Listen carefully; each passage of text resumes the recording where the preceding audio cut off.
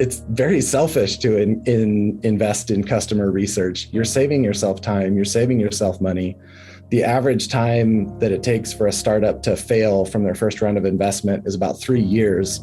And if you can avoid losing 3 years of your life to a startup that was doomed to fail in the first place by talking to 30 customers or building a landing page or something like that, nobody wants to waste 3 years of their life and usually about $1.5 million in funding. So it's in your own best interest. It's very selfish. You're going to look good if you do it because your products are going to be more successful. Your customers are going to be happier, and you're going to end up with a bigger bonus. Welcome to the Human Insight Podcast, where we help you bridge the empathy gap to bring you a valuable, new understanding of some of the most innovative ideas and trends shaping the future of business and customer experience.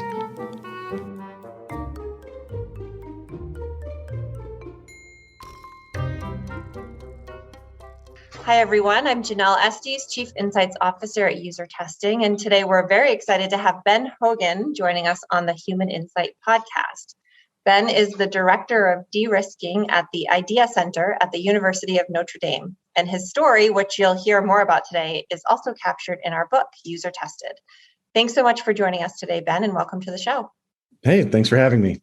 You're currently the Director of De-risking at the IDEA Center at the University of Notre Dame.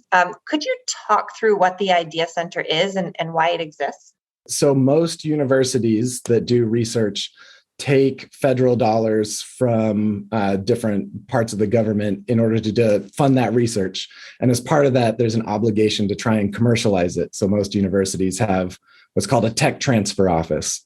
They're generally not very effective. They focus or have traditionally focused on trying to patent different inventions and then license that set of intellectual property to existing companies.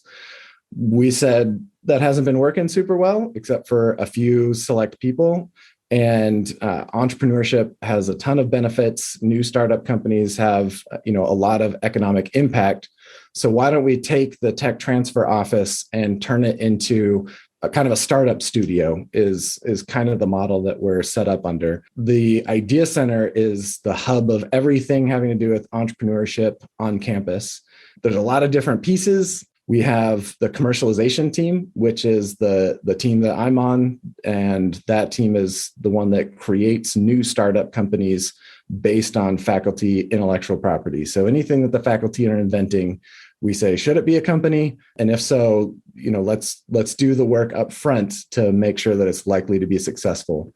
Yeah, I love it. It sounds pretty compelling in terms of all the different programs and initiatives that you have set up there to sort of make sure these good ideas and inventions are being funded and brought to market when it makes sense, but also kind of preparing students and others to how to be successful as an entrepreneur. So it's really cool. I would love to learn more about your commercialization function and your team, kind of what your role is specifically. Yes. So I have a couple different roles. I've been here for about 4 years and have just kind of gotten my hands in a few different parts of the process. So we said, as much as as entrepreneurship is a messy process, let's do our best to put some process and structure around that so that we can do quality control and make sure that the companies that we're creating are doing all of the right things. So we kind of broke it up into 3 phases. We call it risk assessment, and then de-risking, and then enterprise acceleration. And so I kind of sit in the second and third phases running teams for both of those. Risk assessment is really just kind of a sniff test. We're going to get, some disclosure from a faculty member saying, I invented this thing. And we have somebody sit behind a computer for about 20 hours and put together a report, what's the size of the market and the competition and things like that. All the kind of questions you would have as a founder if you were considering creating a company around an invention. And then we get our whole commercialization team together. There's about 8 or 9 of us. And we go through this risk assessment report and say, okay, what do we do with this? And we've kind of got 3 options. The first one is we do nothing and we give it back to the faculty. If we think there's no commercial potential, then we'll just give it back to the faculty. And if they want to pursue it, they're welcome to do that. The second option is a license. So, every once in a while, we're able to license an invention or a piece of intellectual property to an existing company. Great, fantastic, we'll do that. And the third one is the startup path. Basically, we can break it down into things that we're worried about. And it's one of two things. Are we worried that it works? And if that's the primary concern, then we have my counterpart. His name's Tim, wonderful guy, incredibly smart. He helps work through technical product milestones to help prove that the invention can work enough in the marketplace.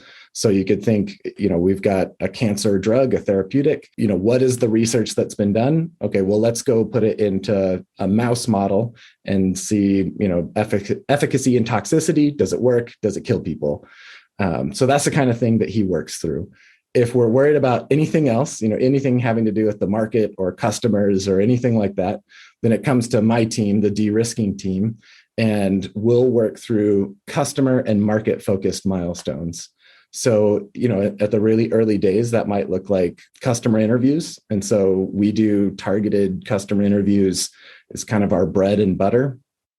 I think I did a little bit of an estimate, and over the 4 years, me and my analyst team have done like 6,000 customer interviews over 150 or 200 different inventions or companies that we've worked on. And then, we've got other tools and techniques that we can use to try and really understand, do we have a compelling value proposition for a clearly defined customer segment? And then we'll work through some of the other, key questions that come with an early stage startup. So, what's the problem you're solving and for who is kind of the first one that you got to start with. But really quickly, you get into a couple other key questions, which are, does anybody want to buy it? And are they going to love using it? So we'll do some usability type stuff. We'll also do some market testing type things. And that varies depending on the industry. You wouldn't really be surprised at any of the things that we're doing. We build websites and test them, see if we can drive traffic and what the conversion ratios look like, based on different segmentation.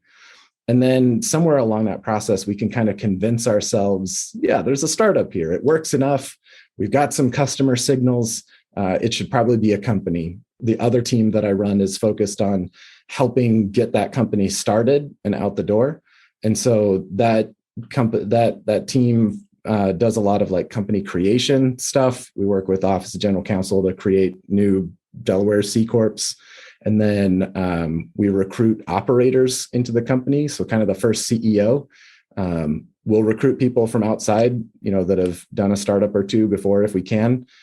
If we can't, because it's still too early stage, then we have what's called the Startup Associate Program, which is we teach and train students to be the first CEO. And then we have them leave the university with the company. They have a small equity percentage in it. They're creating their own job. So that's kind of fun. Also look at getting kind of the first $100,000 or so into the company.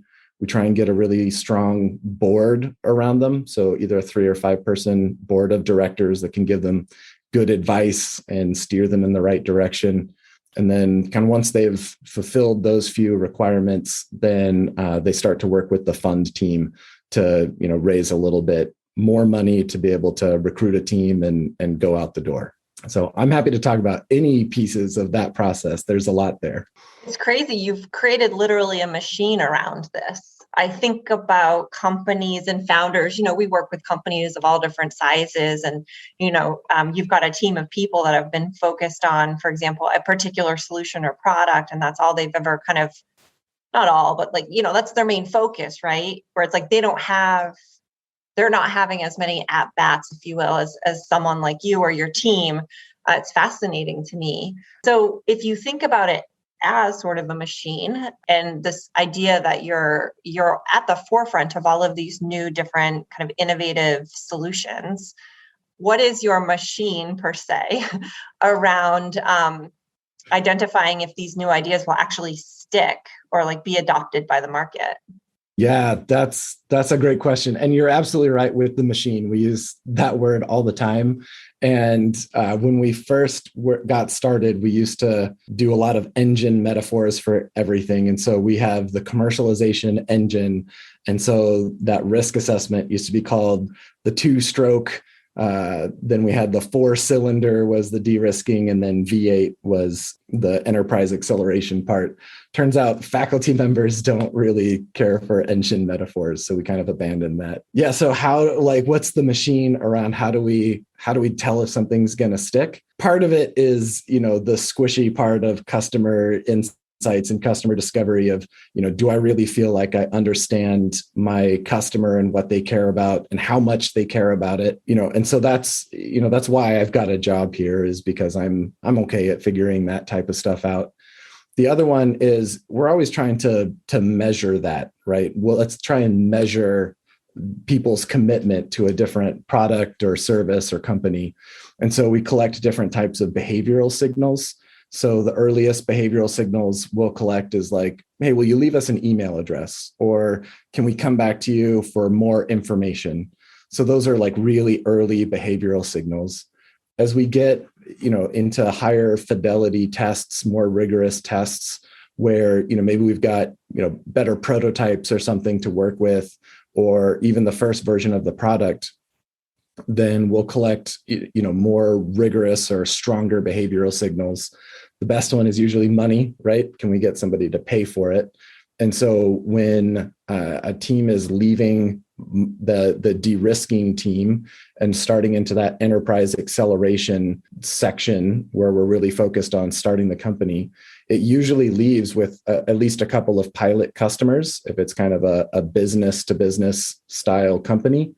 So we'll leave with a couple of pilot customers or design partners, people that are willing to work with us on a really early stage product, give us a lot of time, input, feedback. So that's a pretty strong behavioral signal. I've got a few that are working through that sort of thing right now. We're working with cool robotics companies, and they're, giving us feedback a couple times a week on a product that we've got going on. If it's more kind of consumer focused, then we'll have consumers that have paid for the thing. We'll do that either through one-on-one sales or, maybe through a landing page, and, we'll set up something through Shopify or something like that and collect the first few sales. When it comes to things like medical devices or therapeutics or something like that, it gets a little bit more challenging. Therapeutics are their own beast. And so you don't really have to have customer signals. You just have to have mouse model data that says it's not going to kill anybody and it's going to work. And so, but for something like medical devices or anything that goes into a hospital system, what we do is look for what's called a clinical champion. And so inside most hospital organizations, they have a whole committee that evaluates new products and technology to say, what's the total economic impact to the organization. And in order to get a product into that, you have to recruit a clinical champion, usually the director of a department, that raises their hand and says, I think that this thing's awesome. It, has really good clinical benefits and we should use it. And so they're willing to put their reputation, kind of bet their reputation to the value analysis committee. So we'll look for people like that, and a lot of times it's too early stage to actually put it into a value analysis committee. But, if we can get people to kind of raise their hands and say, yeah, if you get to this point, I would take it to a value analysis committee. That's really good. We can also recruit advisors or people giving us endorsements and things like that. So if you can get a doctor to say, yeah, this thing's awesome, I love it, I would use it, I'm working with them, I believe in them, that's a pretty strong behavioral signal that, what you've got is worthwhile and, is going to be valuable to the customers and patients. Really cool. This is amazing. The frameworks that you've built and even how you've layered the different types of sort of market acceptance around some of these ideas and different behaviors that are signals. Now, when you are putting this stuff in front of customers or potential buyers or people, the champion within the hospital, how do you bring the company along with that? Are they sitting alongside you as you are putting something in front of somebody and seeing if they'll leave their email address?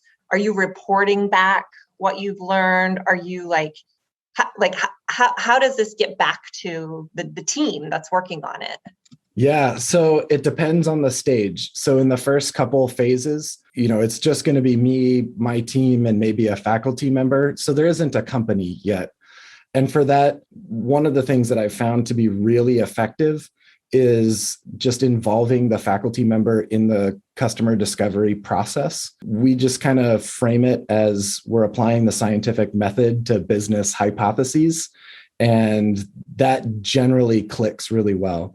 And so, scientific method is just, you've got a question, you do some research, you make a hypothesis, you test that hypothesis through an experiment, observe the results, analyze it, and draw a conclusion, right?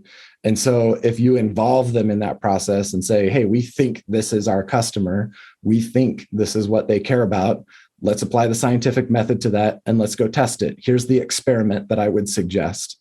And it's customer interviews or, concept testing on UserTesting or something like that. They are generally happy to engage in that process, and they ask really intelligent questions and, help you think of things that you wouldn't have thought before, because, I'm a decently smart person, but I don't have the luxury of focusing on any one type of technology or field or industry. And so, I'm never the expert in the room on the technology. So when it comes to reporting out, what I'll do is I'll say, okay, we designed this experiment, and I have one of my analysts that has done this experiment for us. Let's look at the results together. And so, if that's customer interviews, then, we put together just a little presentation and then walk through interview by interview. What did we ask and what did we learn and what did they say? And then at the end of that, I say, I already know the answer, but I say, here's my conclusions. What do you think?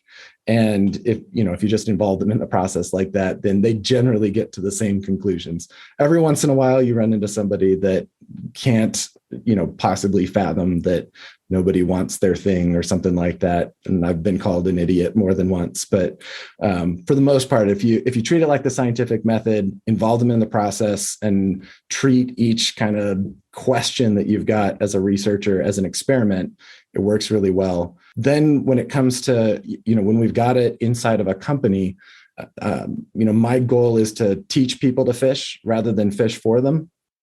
And so I have a training platform that I've built for both the analysts that are part of my teams, and then also like the startup associates and the other kind of founders that I'm working with, that teaches them how to do different pieces of, early stage startup formation. And a lot of that is focused on, how do you do a really good customer interview, and what are behavioral signals, and how do you make a value analysis case, and different things like that. And so, my goal is to say, all right, I'm going to teach you how to do this stuff. I'm going to help you set the goal of what we need to do over the next little bit, go interview 17 doctors and, ask them these questions and see if you can recruit a clinical champion. And then they go and do it. And I don't watch them. I just come back and look at the results and, have an intelligent conversation with them about, how those conversations went. So at that point, I'm not the one involved in the conversation at all. I just teach them how to do it and then coach them into doing it well. Got it. So when you think about kind of like, I guess, the value and the metrics and sort of the KPIs that are related to the work that you're doing at the IDEA Center, what are those? Like, what do you own in terms of performance metrics, and how do you and your teams work that you're doing kind of tied to these metrics? Yeah, so we have a whole, internal KPI system that we use, and everybody's metrics are tied up to one kind of top line goal. And so for us, that is, we have 14 what we call high potential startups. And so every year we need to be creating at least 14 companies based on, the technology that's coming out of the university. And then we do some work with students too, but all that high potential kind of label means is that, you've got a person, you've got something that you can protect, a unique value proposition, and you've got a good board around you, some people that can give you good advice, and then a little bit of funding. And so that bar is $100,000. None of our companies leave with just $100,000, but that's kind of the threshold to say, hey, there's something here. We're excited about it. It could go somewhere. Then, that flows down through the different teams. So I own about 50% of that goal. My top line goal is 7 high potential startups. And then, for the de-risking team, we do what we call de-risking milestones. And so that might be, a block of customer interviews or concept testing on user testing or creating a landing page or a value analysis case, any kind of chunk of work, we call it a de-risking milestone. And so, we need to hit a certain number of those every year. And then the other one is we have some KPIs around recruiting mentors and board members. It's 20 or 30 different mentors I need to recruit out of our alumni base to come and help us on the projects because, 14 a year is a lot. And I certainly can't be helping every one of those, especially since we've got a number that have been created over the last few years. There's just too many. Yeah, I mean, in the book, we talk about one of those KPIs, or a couple of them actually, and how the companies that have gone through the IDEA Center have seen, massive increases in funding and revenue as compared to a previous year, which ultimately shows market adoption, customer adoption.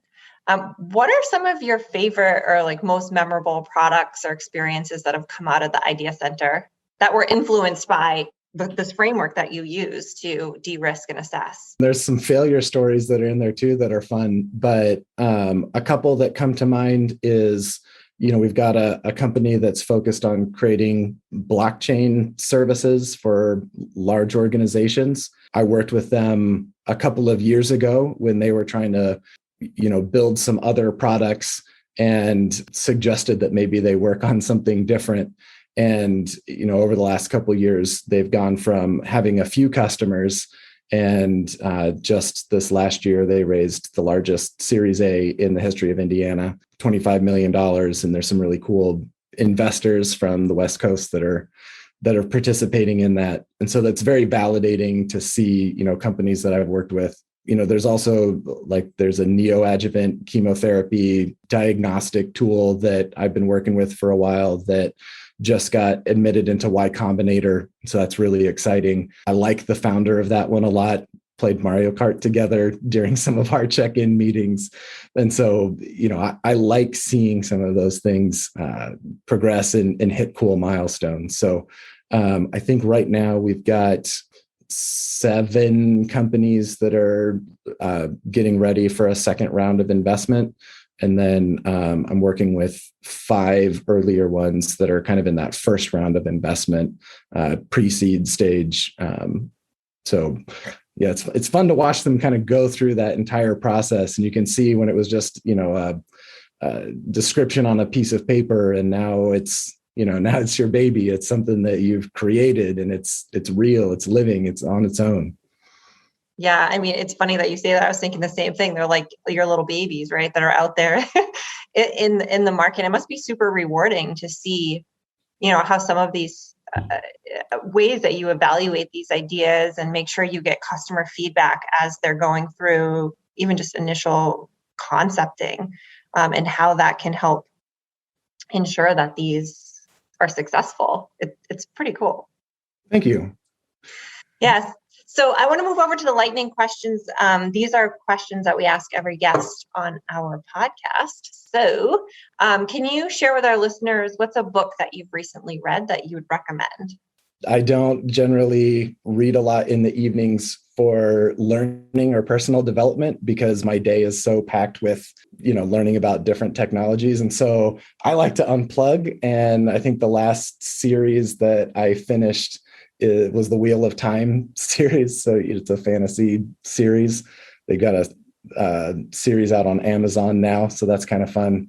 And the other one that I'm about to start is sitting over here, Maximum Boost, designing, testing, and installing turbocharger systems. It's fun to tinker around with cars. So I had this one recommended to me. Yeah, I mean, I'm with you in terms of, it's it's nice to be able to unplug and read something that's not work related.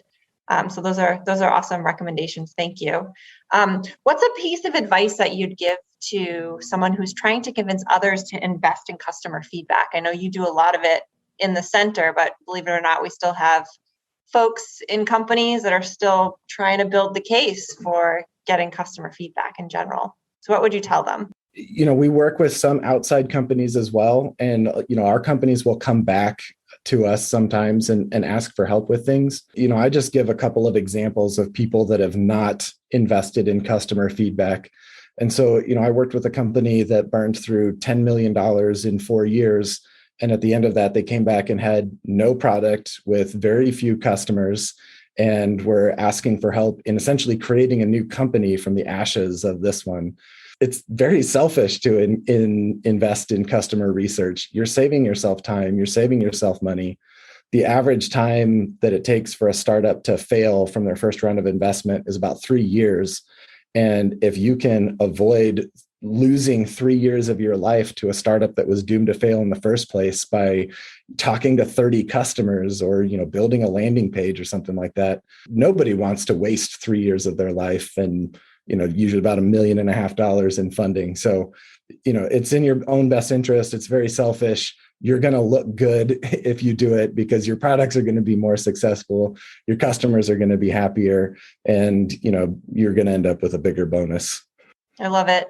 Can you share a recent great experience that you've had lately and what made it so great? Yeah, I was thinking about this, and I think the best experience I've had in the last few weeks is my wife invited a number of our friends over to play hockey in our backyard. So, I live in northern Indiana, which is very cold. We're in the middle of a huge snowstorm. And so being able to play a little bit of hockey with friends, we've got a hot tub back there now. And so kind of bouncing between the ice rink and the hot tub, and we've got a little fire pit, just makes for a really good time. And so, there's only seven or eight of us back there, but backyard hockey under some lights, after the kids have gone to bed was really, really good. Yeah, for sure. Love it how there's not really a digital component in there, which is a lot of the experiences that people share have that component. I can relate. I live in Maine in very sort of snowy snowland, I guess. And yeah, we do a lot of that backyard stuff too. It helps the winters pass. When you think about the future of innovation and kind of the work that you're doing now, what are you most excited about? Yeah, it's the things that any 12-year-old boy is excited about. There are videos of people building jetpacks, and the military is using jetpacks. And I have been waiting for a jetpack since I knew what a jetpack was, right? And so seeing some of those things start to exist and start to be, in kind of the public sphere, flying cars, right? I want that. I want a jetpack. I want to be able to fly to work. And, there are quadcopters out there that you can ride. I think there's a guy in LA that's gotten in trouble because he's been buzzing the airport standing up on a quadcopter. So I'm looking forward to that. As soon as I can have one of those, that'll be fantastic. That'll help you get away from the snowy winters too. All right. Well, thank you so much for joining us today, Ben. It was super fun to talk through your work, your focus, what your team's doing, the IDEA Center, and how you are, informing everything with customer feedback. So thank you so much for joining us. Yeah, absolutely. This was a lot of fun. Want to keep the conversation going? You can visit our podcast hub, usertesting.com/podcast. and check out past episodes. If you haven't already, don't forget to follow us on Apple Podcast, Spotify, Overcast, or Google Play, so you can never miss a good episode. And if you enjoyed today's show, please share it with a friend or leave us a rating and review on Apple Podcast.